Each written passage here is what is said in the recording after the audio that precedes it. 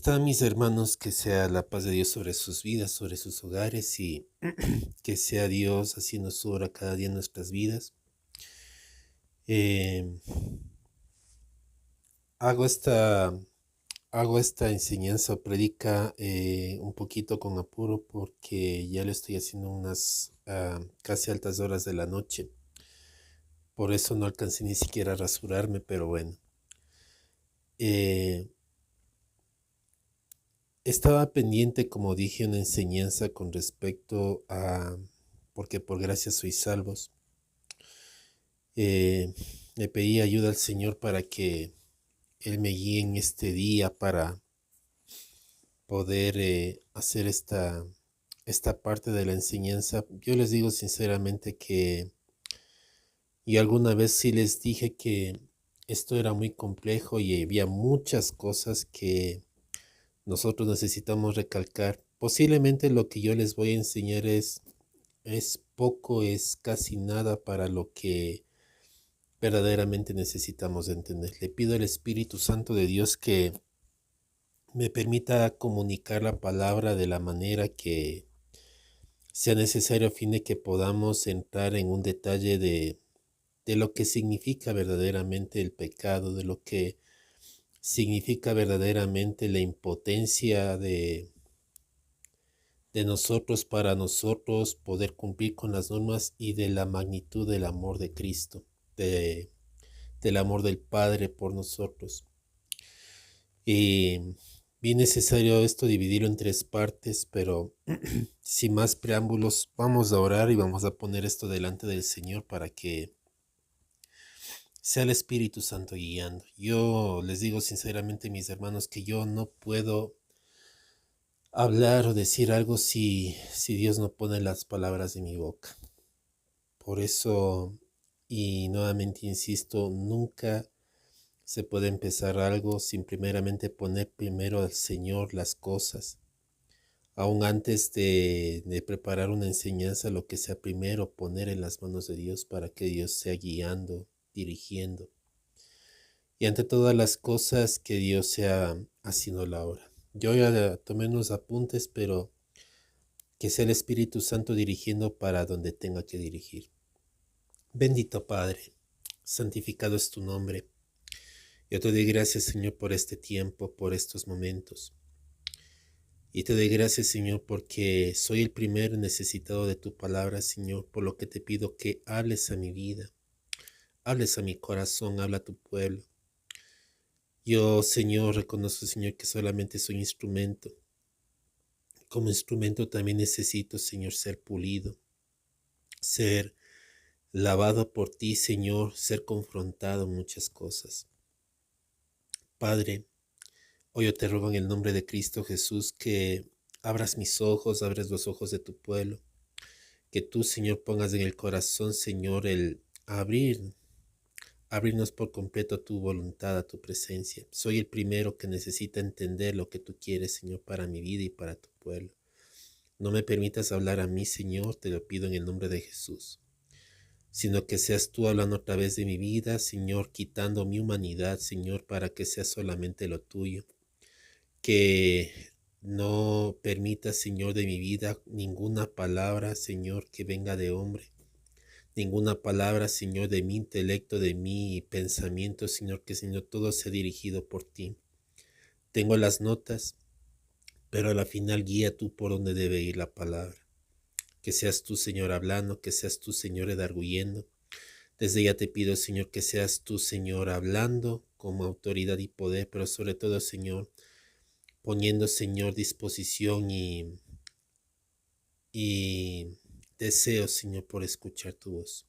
Te damos gracias y te bendecimos en el nombre de Cristo Jesús. Amén.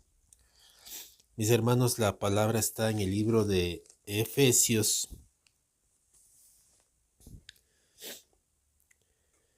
capítulos 2, versos del 1 al 10.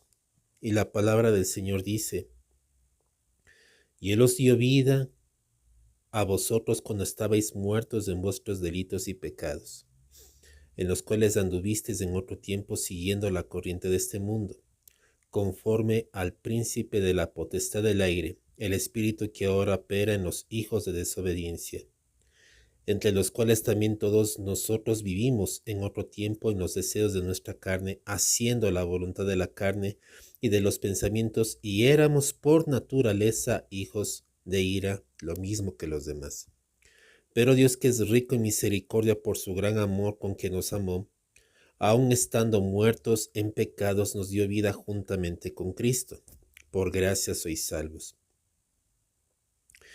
Y juntamente con Él nos resucitó y asimismo nos hizo sentar en lugares celestiales con Cristo Jesús, para mostrar en los siglos venideros las abundantes riquezas de su gracia en su bondad para con nosotros en Cristo Jesús. Porque por gracia sois salvos por medio de la fe, y esto no de vosotros, pues es don de Dios, no por obras, para que nadie se gloríe, porque somos hechura suya, creados en Cristo Jesús para buenas obras, las cuales Dios preparó de antemano para que anduviésemos en ellas. Que Dios nos bendiga a través de este tiempo, mis hermanos. En el primer tema que nosotros hablamos, fuimos directamente a este pasaje bíblico con respecto a lo que el Señor habla con respecto a la salvación, pero también con respecto a la mentalidad que nosotros tenemos con respecto al pecado. Mis hermanos, lamentablemente nosotros como seres humanos no sabemos ni entendemos la magnitud del mal que nosotros hacemos. Sabemos como hijos de Dios que hemos pecado en contra de Dios, sabemos que somos pecadores, pero no sabemos a qué magnitud de pecadores somos. Y una de las cosas que muchas veces nos impide rendirnos por completo al Señor es no entender cómo Dios mira el pecado, cómo Dios mira al hombre en el pecado y cómo Dios actuó por amor a nosotros en el pecado. Sabemos muchas citas bíblicas, como Juan 3:16, que dice: de tal manera amó Dios al mundo que ha entregado a su Hijo unigénito para que todo aquel que crea en él no se pierda, mas tenga vida eterna. Pero muchas veces no entendemos el de tal manera, porque cuando Dios dice en este pasaje bíblico de tal manera, es de tal manera.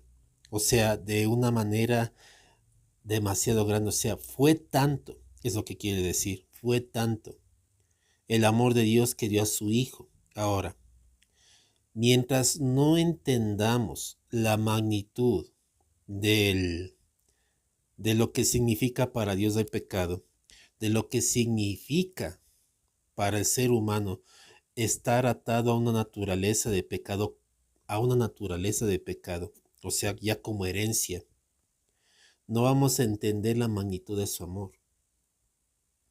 Cuando no entendemos que el pecado es en gran manera abominable a Dios, nosotros no vamos a comprender la obra que Dios hizo, porque también el otro aspecto es mostrarnos no solamente que el pecado es abominable a Dios, sino lo inútil que es para nosotros ser libres del pecado por nuestra cuenta. He ahí la necesidad de entender por qué el sacrificio de Cristo, por qué fue necesaria la gracia de Dios y por qué Dios quería que de antemano nosotros entendiésemos el afecto que Él tenía por nosotros. Yo le doy gracias a Dios porque a medida que estaba analizando, el Señor me ponía muchas cosas para más adelante, no con respecto a este tema, sino con respecto a la última parte que todavía no la vamos a tocar. No sé, les digo sinceramente, si es que esto se darán dos partes del tema que vamos a dar ahorita, o si es que con esto culminamos para ir a la parte que también necesitamos conocer con respecto a la impotencia nuestra de ser libres por nosotros mismos. Ahorita la intencionalidad es ver con respecto a cómo mira Dios el pecado o la magnitud de la ira de Dios hacia el pecado. Y mis hermanos, yo sinceramente a mí me recomendaban muchos pasajes bíblicos para que una vez que divida los puntos pueda explicar en base a unos versos bíblicos que no niego que no son malos, son buenos, pero que siempre, mis hermanos, uno debe pedirle primeramente dirección a Dios para dónde nos debe llevar. Nosotros no preparamos temas o no hacemos temas por un conocimiento intelectual personal que tengamos, sino entendemos que el Espíritu Santo nos empuja a una cuestión.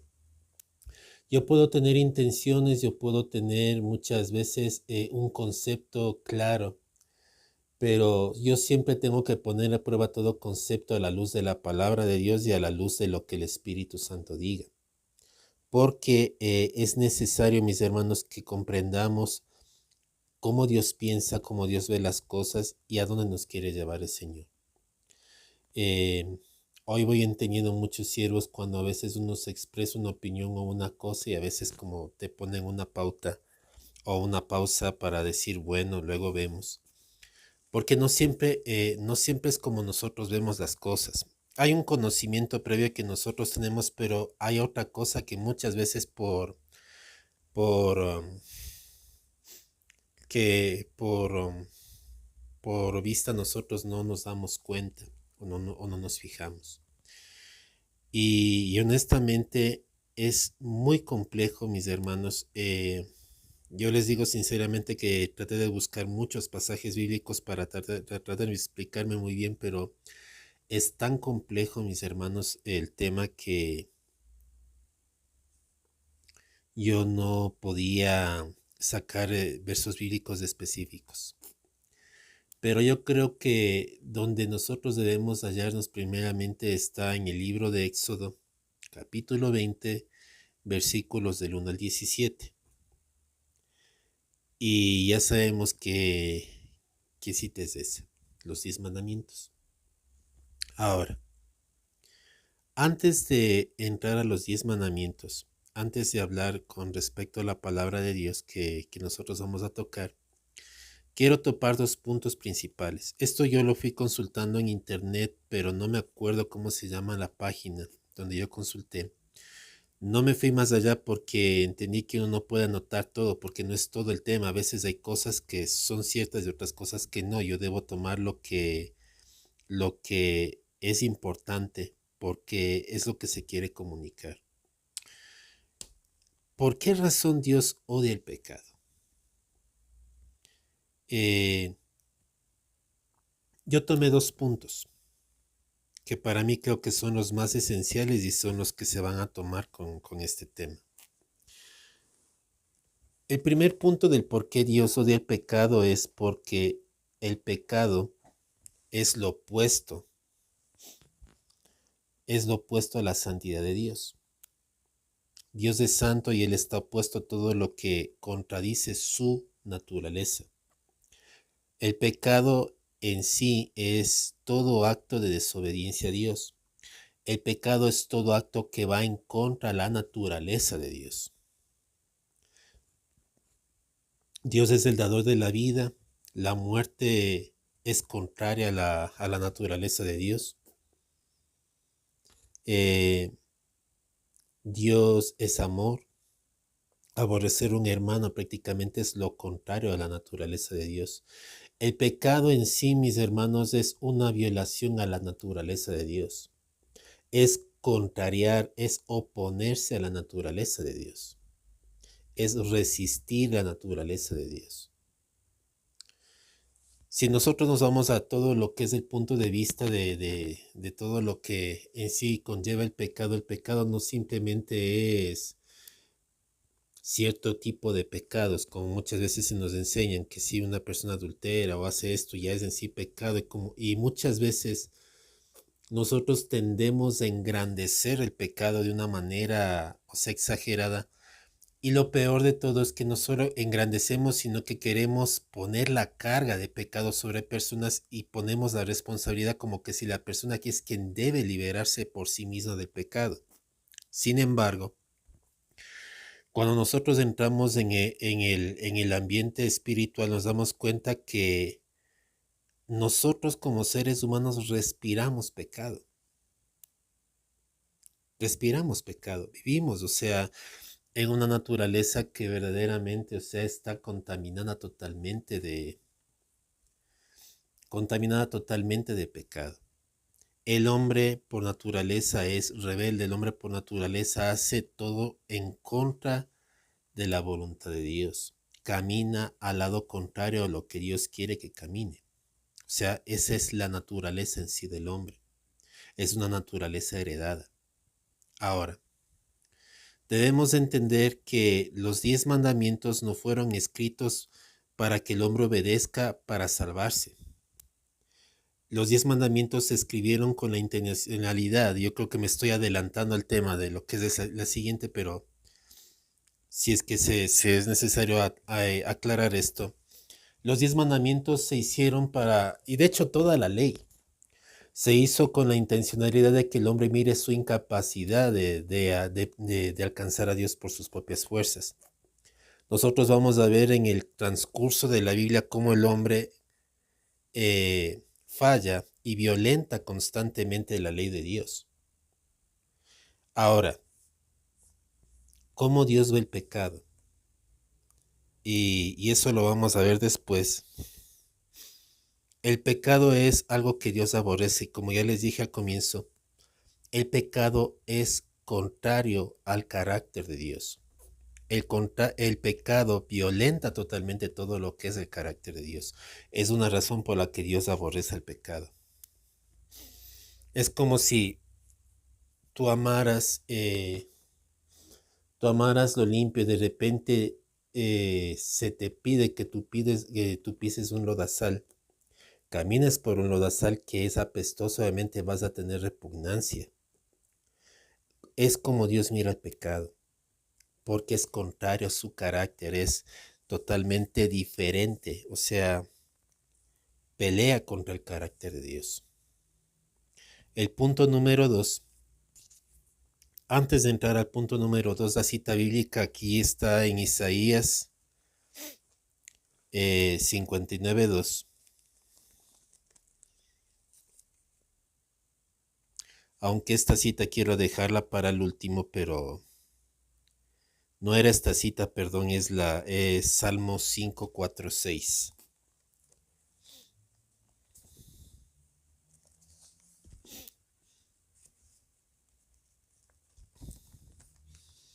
También los que predicamos nos equivocamos. Salmos 5, 6. Perdón, Salmos 5 del 4 al 6.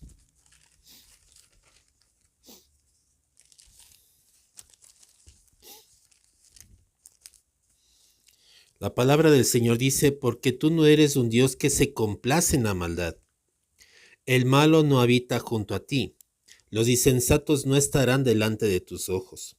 Aborreces a todos los que hacen iniquidad, destruirás a los que hablan mentira. Al hombre sanguinario y engañador abominará Jehová.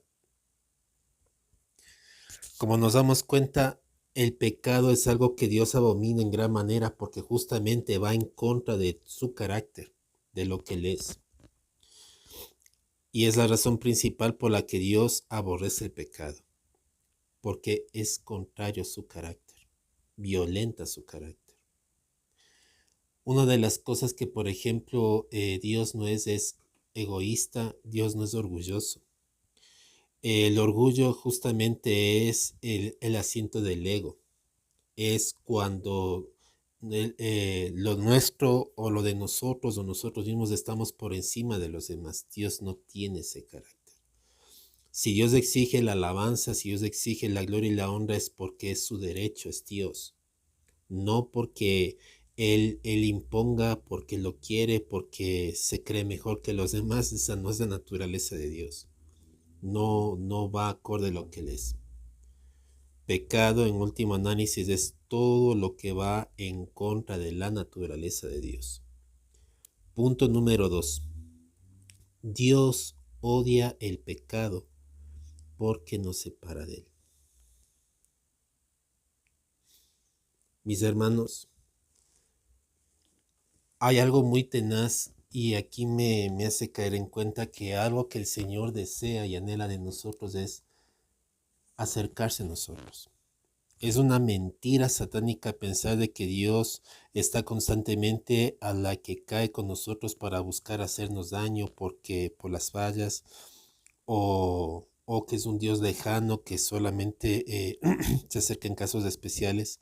Dios no piensa como el hombre, que muchas veces el hombre se exalta y mira por lo de afuera, por lo que es agradable a sus ojos, a lo de afuera. Dios no tiene ese carácter. Dios no mira las cosas así. Sin embargo, Él da a entender que el pecado nos separa. O sea, eh, Él aborrece el pecado porque el pecado es una barrera. Es una barrera. Y yo doy gracias por esta parte porque esto me va a ayudar a entrar al tema siguiente que hemos de ver la siguiente semana o la siguiente vez que de la prédica puede ser en esta misma semana o las siguientes semanas como el Señor tome. Pero una de las cosas que el Señor le molesta del pecado es que el pecado pone una barrera entre nosotros y Dios. Eh, dice la palabra, y esto lo hemos visto bíblicamente, por cuanto todos pecaron, están destituidos de la gloria de Dios. Pero yo quiero entrar a este verso bíblico y este ya sí es el pasaje adecuado, Isaías 59:2.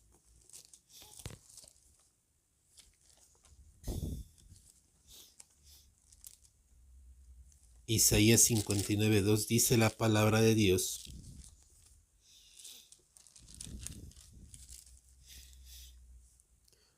Pero vuestras iniquidades han hecho división entre vosotros y vuestro Dios, y vuestros pecados han hecho ocultar de vosotros su rostro para no oír. La razón principal por la cual Dios aborrece el pecado es porque el pecado se convierte en una barrera que nos impide acercarnos a la presencia de Dios. Dios siempre ha estado dispuesto con nosotros los seres humanos a tener una relación personal. Cuando Dios creó al hombre, Dios lo creó con el propósito de que el hombre tenga comunión con él. La razón por la que nosotros somos seres sociales, seres que tienen la necesidad de ser comunicativos unos con otros, es porque Dios depositó eso en nosotros, para que principalmente nuestra relación sea fortalecida en Él. Si Dios nos creó como seres sociales es para ser sociables primeramente con Él. Cuando el hombre peca, lo que pasa en el Génesis, el momento que el hombre peca en contra de Dios y resulta en la separación, porque cuando le dice ciertamente morirás, le está diciendo yo me separo de ti, tú mueres espiritualmente. Al morir espiritualmente el hombre está alejado de Dios. Cuando Adán y Eva pecan, ellos automáticamente traen una separación, un vínculo enorme. O sea, una barrera enorme que separa totalmente al hombre de Dios. Por ende, el hombre vive en lo que estamos viviendo en este tiempo. O sea, las cosas duras, las situaciones tan complicadas que ahora estamos viviendo. Justamente por el resultado del pecado de Adán y Eva. Entonces, miren cuán importante es conocer esto, mis hermanos. Cuánto influye el pecado, cuánto el pecado hace daño en nuestras vidas y cuánto el pecado ha influido de tal manera para que Dios lo aborrezca. Ahora, como yo dije antes, hay muchos conceptos que yo puedo tomar en cuenta con respecto a lo que la palabra de Dios dice con respecto al pecado, pero yo creo que esos dos puntos son importantes para entender lo que el Señor quiere. Dios es santo, Dios no puede tener relación con el pecado, Dios no puede tener relación con la iniquidad. Y otra de las cosas que Dios le desagrada del pecado es que es la razón por la cual nos separamos de Él. El pecado hace una separación, hace prácticamente una barrera entre nosotros y Dios. Y es importante que nosotros entendamos esto porque muchas veces tomamos el pecado tan ligeramente, mis hermanos. Todo tipo de pecado delante de Dios, todo tipo de pecado es abominable a los ojos de Dios. No existen mentiras blancas, no existen pecados chiquitos. Todo pecado, sin excepción, hace separación de nosotros con Dios y estorba la relación con Dios. Estorba en gran manera la relación con Dios. Entonces, muy importante conocer todo eso. Y yo quiero tomar un punto de por qué Dios, cómo Dios mira el pecado, y aquí lo vamos a ver en el libro de Éxodo, capítulo 20,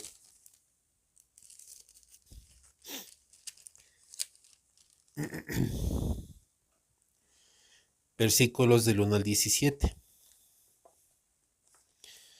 Yo no sé si el Señor permita que esta parte la extendamos la siguiente semana. Voy a dar hasta donde pueda dar. Yo estoy más bien siguiéndome por notas, pero si el Espíritu Santo permite y pone en el corazón extender la palabra, o si es hasta hoy lo que es necesario ver y lo que se dé es suficiente, así será. Yo sí quisiera profundizar un poquito porque a mí me parece muy, muy complejo este mensaje, es bastante complejo. Yo hace un tiempo estaba haciendo unos videos que se llaman las 7 dispensaciones.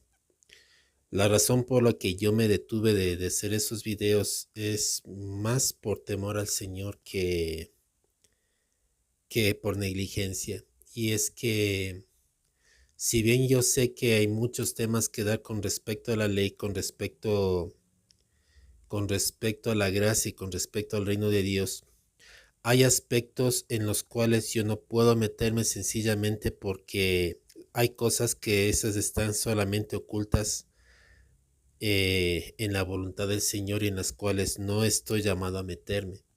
Entonces, la razón por la que yo no continué con las 7 dispensaciones era porque por temor al Señor. Pero entre las 7 dispensaciones y hasta donde el Señor me permitió llegar, que era la dispensación de la ley, una parte de la dispensación, yo estaba hablando de los 10 mandamientos.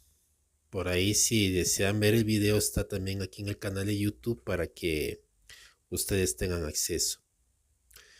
Y tocaba muchas cosas específicas de cómo el Señor hablaba o veía acerca de los 10 mandamientos, cómo Dios interpretaba, cómo se interpretaba los 10 mandamientos a la luz de lo que Dios quería que entendiéramos y conociéramos.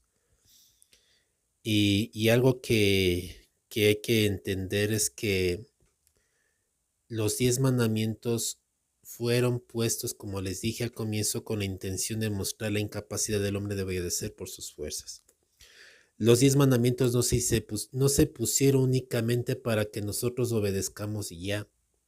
Los 10 mandamientos son mandamientos que son prácticamente llamados a un estilo de vida. Y prácticamente son como que digamos lo que señala de qué debe hacer el hombre para, llegar a la imagen de Dios. ¿Qué debe hacer el hombre para llegar a esa imagen de Dios? Recordemos que el hombre fue hecho a imagen y semejanza de Dios, pero el hombre perdió esa imagen y semejanza en el Edén, y en Jesucristo fue recuperada esa imagen y semejanza. Todo aquel que ha recibido a Cristo recupera en sí, por medio de Jesús, la imagen y semejanza de Dios, porque la imagen y semejanza de Dios es el mismo Señor Jesucristo. Ahora, nosotros podemos ver muchos aspectos de aquí de la palabra y no quiero alargarme mucho. Vamos a ir a Éxodo 20 del 1 al 17. Dice la palabra del Señor: y habló Dios todas estas palabras diciendo: yo soy Jehová tu Dios, que te saqué de la tierra de Egipto, de la casa de servidumbre. No tendrás dioses ajenos delante de mí. No te harás imagen ni ninguna semejanza de lo que está arriba en el cielo, ni abajo en la tierra, ni en las aguas debajo de la tierra. No te inclinarás a ellas, ni las honrarás, porque yo soy Jehová tu Dios fuerte y celoso, que visito la maldad de los padres sobre los hijos hasta la tercera y cuarta generación de los que me aborrecen. Hago una pausa aquí y hago misericordia, perdón, a millares y a los que me aman y guardan mis mandamientos. Hago una pausa aquí. Mis hermanos, cuando nosotros vamos en el libro de cuando vamos en los libros de Reyes, Crónicas, nosotros vemos que la causa del cautiverio y la causa por la cual el pueblo de Israel fue llevado a espada, a morir en pestilencia y a ser llevados cautivos a la tierra fue justamente desobedecer esta ley, desechar a Dios por cambiarle por los ídolos. Dios no se fijó en el templo de oro que le hicieron, como muchas veces nosotros pensamos que nuestras obras o lo magno de nuestras obras van a convencer a Dios. El pueblo estaba confiado que por el gran templo que tenían y porque eran el pueblo de Dios no les iba a pasar nada. Sin embargo, cuando llegaron a un colmo de desechar a Dios y cambiarle por los ídolos, a Dios no le importó deshacer un templo hecho de oro, no le importó quedar en vergüenza por causa del pecado del pueblo. Él permitió el cautiverio. Y si mucho pueblo moría, y de hecho, si nosotros miramos, mis hermanos, en el tiempo antiguo, antes del cautiverio y antes de que mucha gente muera dentro del cautiverio, antes de que sea destruida Jerusalén, ya había, mis hermanos, situaciones horribles y tremendas que el pueblo estaba viviendo. El hambre era tal que las mujeres se comían a sus hijos, se comían las placentas. Era tanta el hambre que se llegaba a un tipo de canibalismo dentro del pueblo de Israel justamente por la desobediencia al pecado de rechazar a Dios, de cambiarle a Dios por los ídolos. Miren, mis hermanos, cómo Dios mira solamente esto y hasta qué punto miren la magnitud del castigo que fue para que Dios incluso permitiera todo esto por causa de la desobediencia, por causa de rechazarle, por causa de quitarle.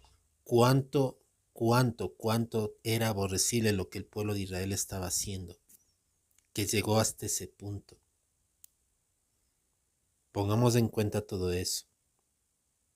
Tomemos en cuenta eso.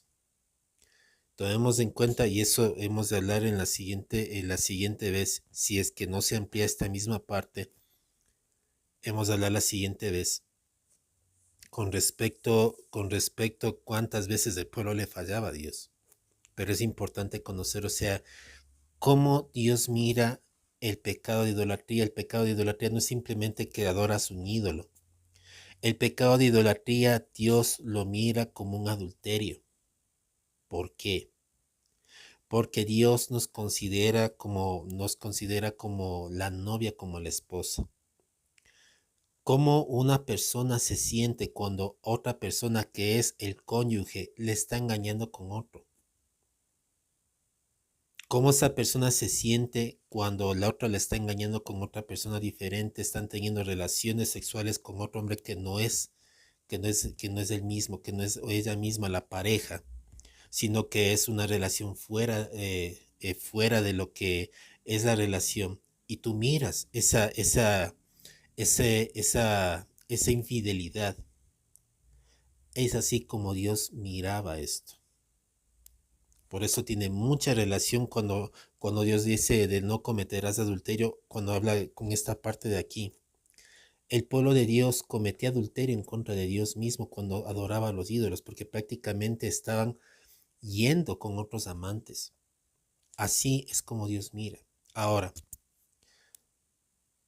aquí no te habla solamente de la idolatría, de los muñecos y todo eso, o sea, todo aquello que le quita el lugar a Dios, el primer lugar de Dios, es idolatría. Y démonos cuenta cómo Dios mira la idolatría. La idolatría ante los ojos de Dios es visto como infidelidad, porque prácticamente le estamos quitando la mirada. Le estamos quitando la mirada a Dios. Cuando nuestros ojos, cuando nuestras mentes, nuestros corazones están puestos en otra cosa que no es Dios, ya es idolatría. Ya le estamos quitando lugar a Dios, ya estamos, como dice la palabra de Dios, y por algo es tenaz, como en el libro de Isaías, o que me parece que es Jeremías, Dios les decía, corrías tras tus amantes. Le decía al pueblo de Israel, corrías tras tus amantes. De hecho, la alegoría del libro de Oseas, con respecto a la esposa de Oseas, que constantemente le era infiel, yéndose con otros amantes, yéndose con otros hombres, corriendo a los brazos de otros hombres, engañándole a Oseas, era la misma referencia de lo que el pueblo de Israel hacía a través de la idolatría.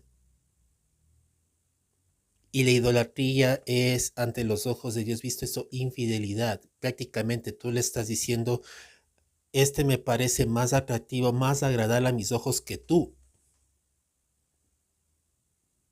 Este me parece más agradable, más apetecible que tú. Es lo que le decimos así a Dios. Cuando ocupamos el primer lugar, cuando le damos el primer lugar a otras cosas. Miren el punto de cómo Dios mira. Pongámonos a pensar en eso. Dice, no tomarás el nombre de Jehová tu Dios en vano, porque no dará por inocente a Jehová al que tomare su nombre en vano. Mis hermanos, cuando nosotros sabemos que Dios es justo, y de hecho esto también tiene que ver con el punto número 1 que estábamos viendo, y que es un Dios de verdad. Si tú eres una persona que sabes y conoces que tienes el criterio, o mejor dicho, si sabes, en tu corazón crees. De hecho, nadie es perfecto, nadie puede decir que es justo, que es verídico, que es bueno. El que cree que es bueno se engaña. El que diga yo soy bueno, soy una persona perfecta, se miente. No existe eso. Pero hablando hasta por esos casos, toma en cuenta esto, que cuando alguien toma tu nombre como que va en representación tuya, sin tu consentimiento, para utilizarlo para engañar y toma tu nombre, ¿cómo tú te sientes? Cuando utilizan tu nombre para utilizarlo para ciertas cosas en las que tú no estás ni enterado, o que incluso se te inmiscuyen cosas que no son buenas, que no son lícitas, ¿cómo tú te sientes? Primero te sientes ofendido, te sientes ultrajado porque están tomando tu identidad para inmiscuirte en cosas en las que tú no estás de acuerdo, no estás en parte. Cuando te dicen no es que esta persona, o no, por esta persona, es que esta persona me dijo que lo haga, y no es verdad, no le dijiste, pero ya te inmiscuyeron, ya te involucraron, tomaron tu nombre. Entonces, no solamente la persona es mentirosa, sino que te hace quedar a ti como mentiroso porque te involucra en algo que no es verdad. Te involucra, te mete, te lleva a una situación que te compromete en algo que tú no estás de acuerdo y te hace culpable. Te convierte en un mentiroso.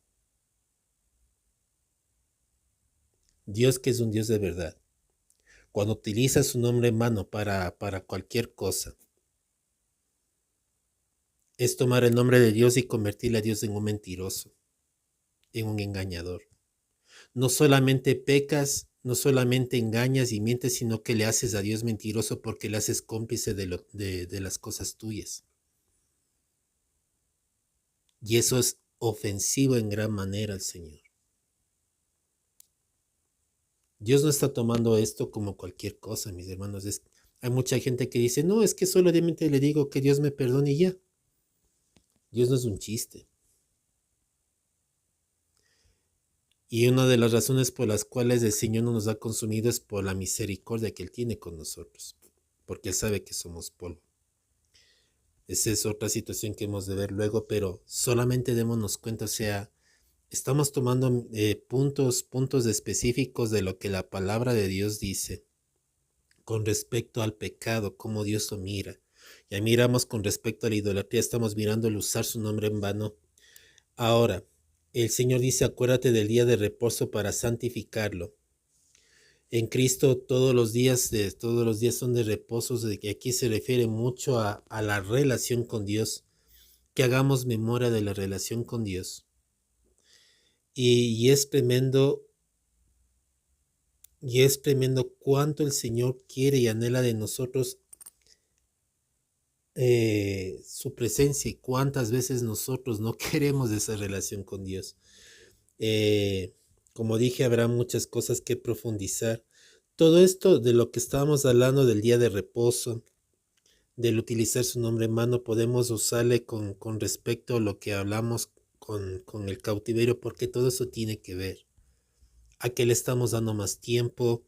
Si estamos honrando el nombre de Dios, si estamos verdaderamente respetando, honrando su nombre, pero sobre todo es si le estamos amando. Ojo que el Señor mira la idolatría como una infidelidad. Es como que si Dios, que todo lo ve, es como que si Dios, siendo tu esposo, te mira teniendo relaciones con otra persona, si fuese siendo tú la esposa, hablando así de la iglesia.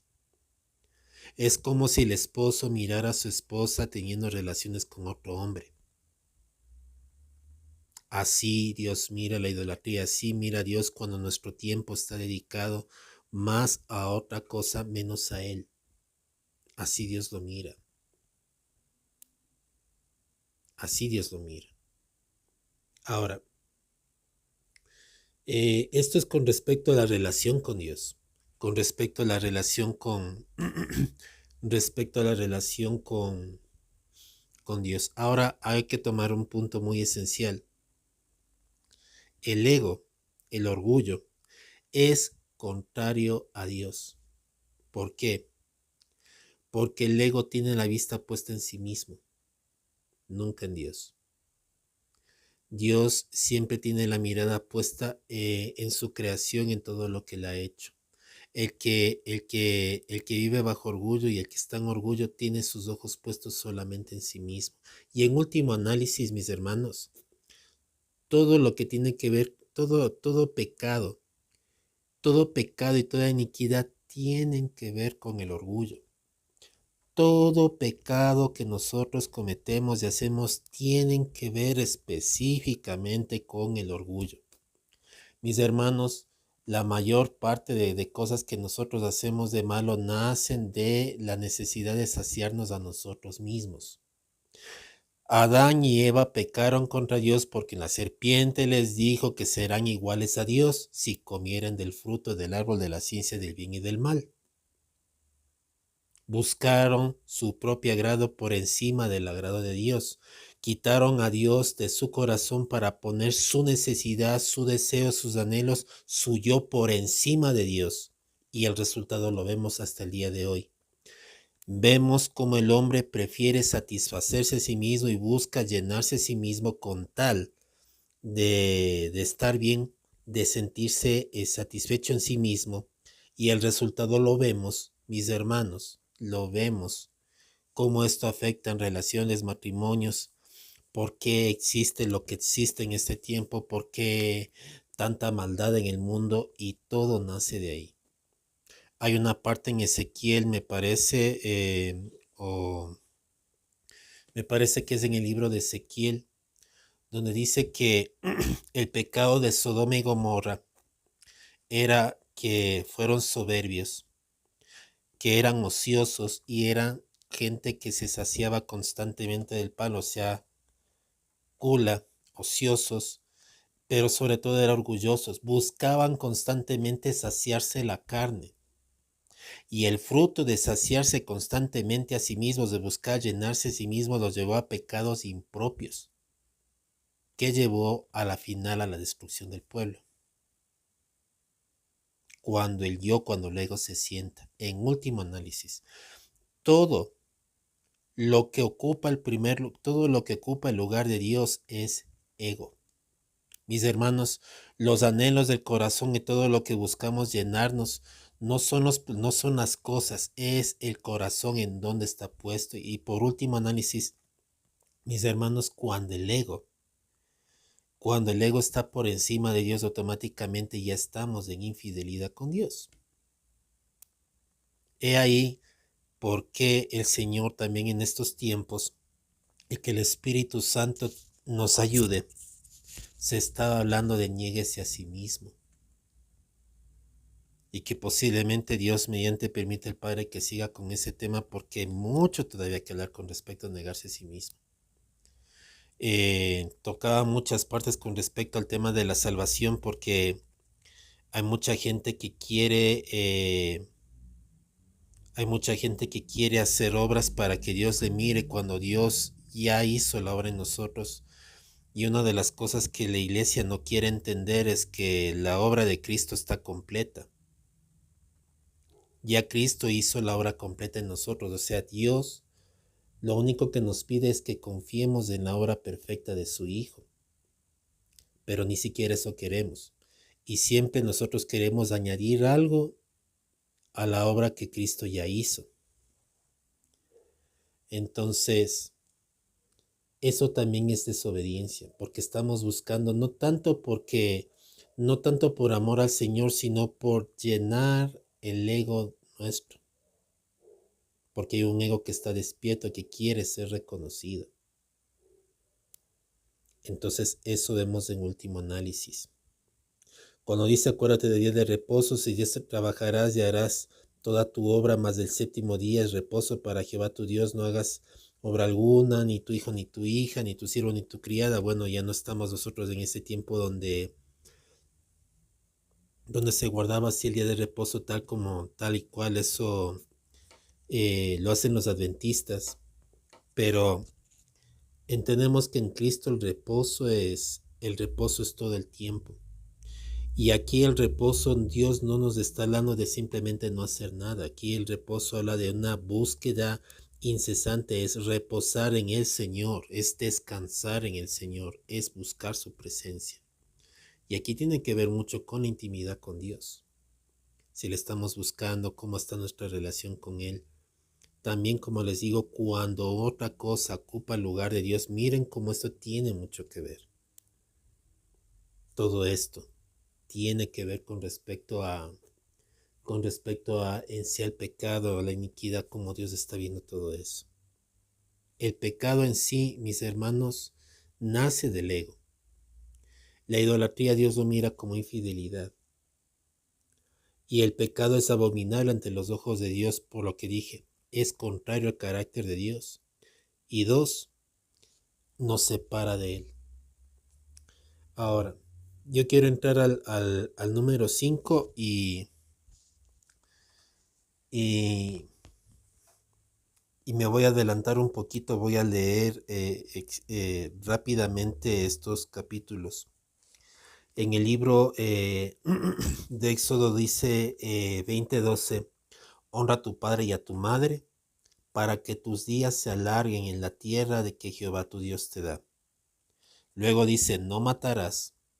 Luego dice, no cometerás adulterio, y ya vimos que la idolatría es adulterio en contra de Dios. No cometerás adulterio. No hurtarás. No hablarás contra tu prójimo falso testimonio. No codiciarás la casa de tu prójimo, ni codiciarás a la mujer de tu prójimo, ni tu siervo, ni tu criada, ni su buey, ni su asno, ni cosa alguna de tu prójimo. En resumidas cuentas, amarás a tu prójimo como a ti mismo. Porque en resumidas cuentas todo lo que está, honra a tu padre y a tu madre, no matarás, no cometerás adulterio, no hurtarás, en último análisis, amarás a tu prójimo como a ti mismo. Eso está en Romanos, me parece que es el capítulo 11, 12, no me acuerdo. Estaba esa porción bíblica. Cuando nosotros cumplimos la ley, automáticamente nosotros estamos hablando de amar al prójimo. Ahora, si nosotros hacemos una comparación, yo quiero hacer esta lectura rápida porque quería entrar directamente al capítulo 21. Yo les dije, esto es muy complejo, es bastante complejo y hubiese querido hacerlo un poquito más resumido, pero como les digo, es mucho que analizar, es mucho que estudiarle porque para Dios, o sea, el pecado en verdad es visto ante los ojos de Él como algo abominable en gran manera. Y nosotros debemos de entender que Dios no mira el pecado con la vista que nosotros vemos. Para nosotros el pecado puede ser agradable, puede ser que no es la gran cosa. Y una de las cosas por las cuales pensamos que no es la gran cosa es porque no vemos las consecuencias de una manera como tal vez debiéramos ver. Porque estamos en el tiempo de la gracia, no vemos esas consecuencias. Pero mis hermanos, en el tiempo antiguo habían, habían consecuencias enormes del el, cada pecado. Y así es como veía Dios. Yo quiero solamente quiero tomar algunos puntos y quiero ver si encuentro, porque estaba justamente leyendo con respecto a los 10 mandamientos que a mí me llamó mucho la atención.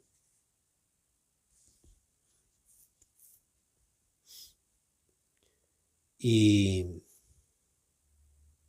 y voy a tratar de hacerlo rápido.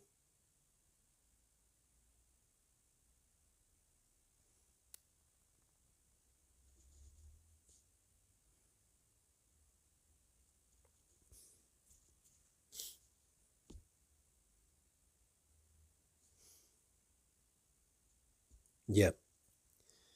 Dice, vamos a ver lo que dice de los actos de violencia rápidamente. De hecho, hay más leyes. Hay muchas más leyes. Y yo les digo, mis hermanos, si en este momento les enseño todo lo que ahorita estoy buscando, que por eso son las pausas, es bastante, es bastante, mis hermanos. Yo les digo, no me di el tiempo de buscar porque es bastante extenso, es demasiado extenso y es mucho que buscar. El que hiriere a alguno haciéndole así morir, él morirá. Obviamente dice que el que lo hace por accidente, obviamente se le perdonará, pero aquí habla también de las ciudades de refugio, que si obviamente no se mete en las ciudades de refugio, igual morirá por manos del vengador. Aquí dice, pero si alguno se ensoberbeciere contra su prójimo y lo matare con alevosía, de mi altar lo quitarás para que muera. Ahora, vamos a Mateo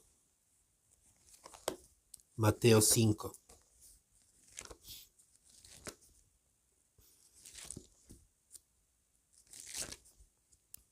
Ya muchos saben qué pasaje me voy y de qué voy a hablar.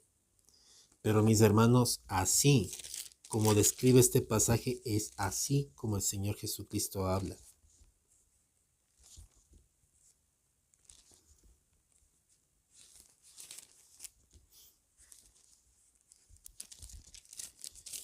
Dice Mateo 5. Oísteis que fue dicho por los antiguos, no matarás, y cualquiera que matare será culpable de juicio. Pero yo os digo que cualquiera que se enoje contra su prójimo será culpable de juicio, y cualquiera que diga necio a su hermano será culpable ante el concilio, y cualquiera que diga fatuo quedará expuesto al infierno de fuego.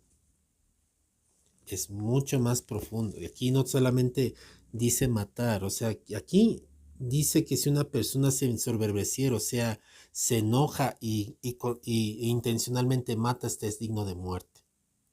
Aquí está hablando de que la palabra, y no hablo de la gracia, porque en el tiempo de Jesús, cuando Jesús empezó su ministerio, todavía estábamos en el tiempo de la ley.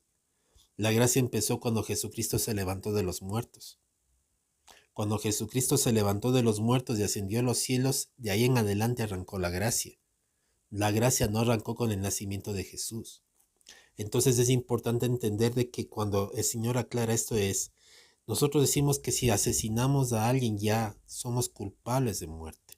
Pero aquí no solamente dice, solamente con el hecho que nos enojamos somos homicidas y aparte culpables del infierno. Solo por enojarnos con alguien. Solo por enojarnos con alguien. Solo por enojarnos con alguien. Con el mandamiento que estuve leyendo anteriormente, y esto es tremendo, lo que dice, honra a tu padre y a tu madre, porque este es el primer mandamiento con promesa. Dice, el que hiriere a su padre y a su madre morirá.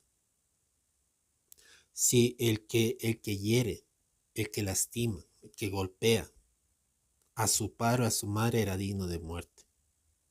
Y no solamente se quedaba ahí, asimismo el que robare una persona y la vendiere o si fuere hallada en sus manos morirá. ¿Qué decía en el antiguo? ¿Qué decía en la anterior? No robarás. Una persona que se le encontraba robando era digna de ser muerta. Con esto no estoy aprobando los linchamientos que hacen las personas porque no somos nosotros quienes para tomar la vida de nadie. Pero así es como Dios miraba el pecado. Si una persona robaba, era digna de muerte. Si una persona asesinaba, pero aquí dice mucho más, si una persona se enoja con alguien, no solamente es digna de muerte, sino digna del infierno. Es hasta ese punto como Dios mira el pecado. Que si alguien robaba, muerto.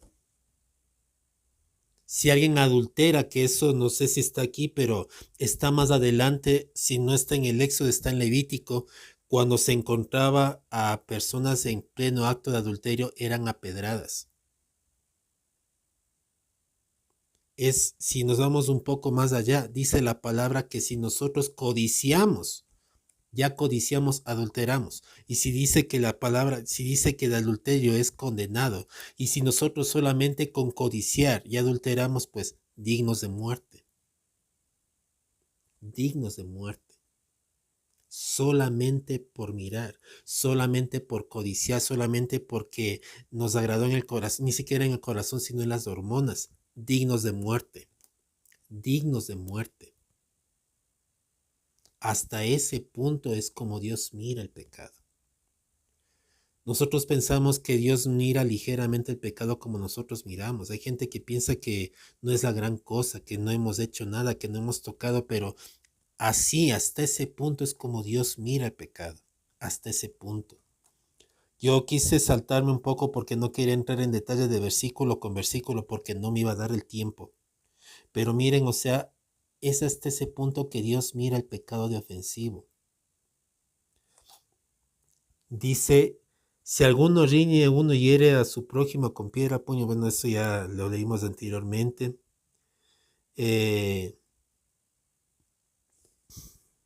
Las leyes humanitarias.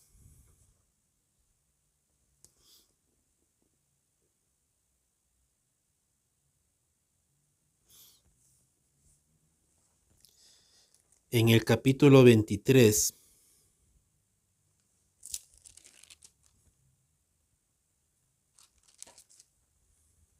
no admitirás falso rumor, ni te concertarás con el impío para ser testigo falso, no seguirás a los muchos para hacer mal, ni responder en litigio, inclinándote a los más para hacer agravios, ni al pobre distinguirás en su causa.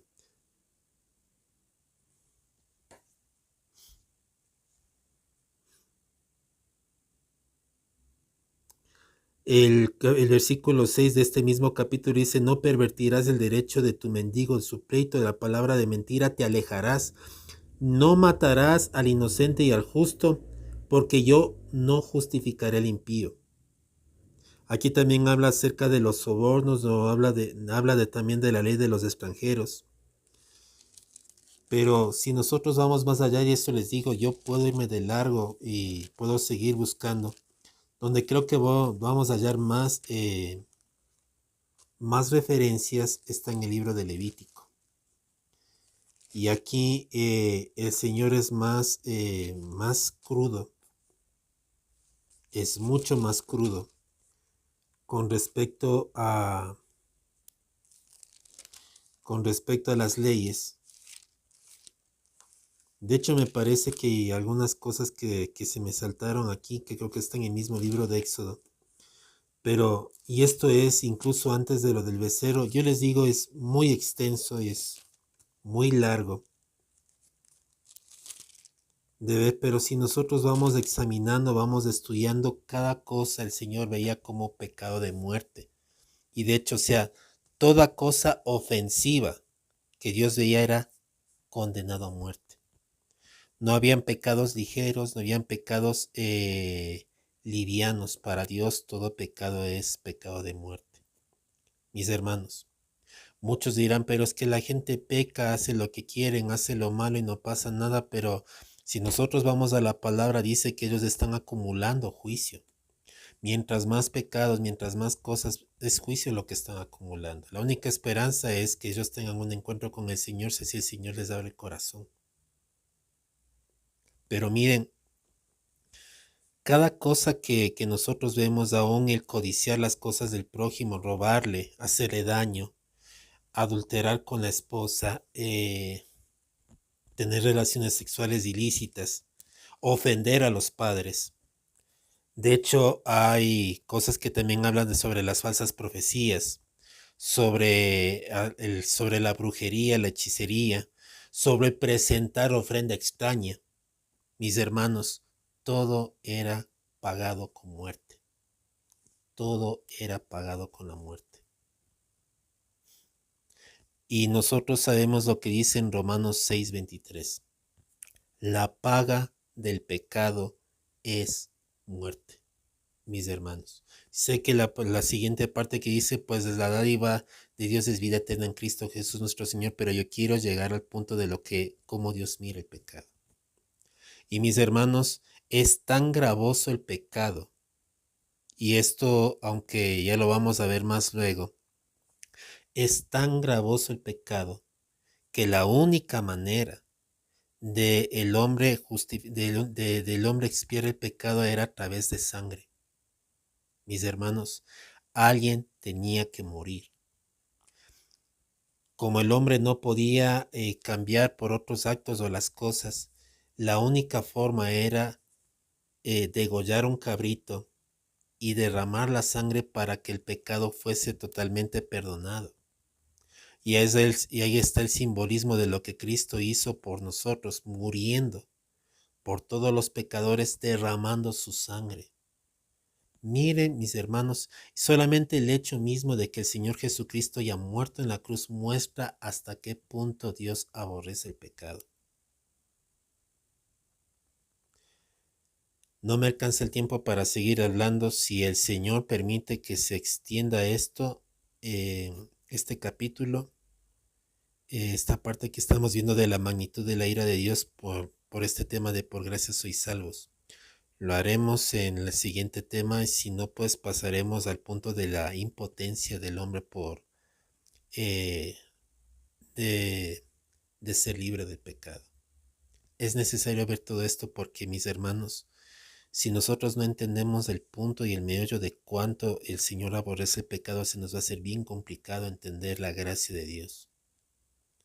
Mis hermanos, el pecado es tan, pero tan aborrecible a Dios que fue necesario que se derrame sangre. Para que el pueblo de Israel quede justificado, tenían que sacrificar animales. Para Dios justificar, mejor dicho, para Dios justificar a sus hijos y justificar a su pueblo, tuvo que derramar la sangre de su hijo. Porque hasta ese punto era abominable el pecado.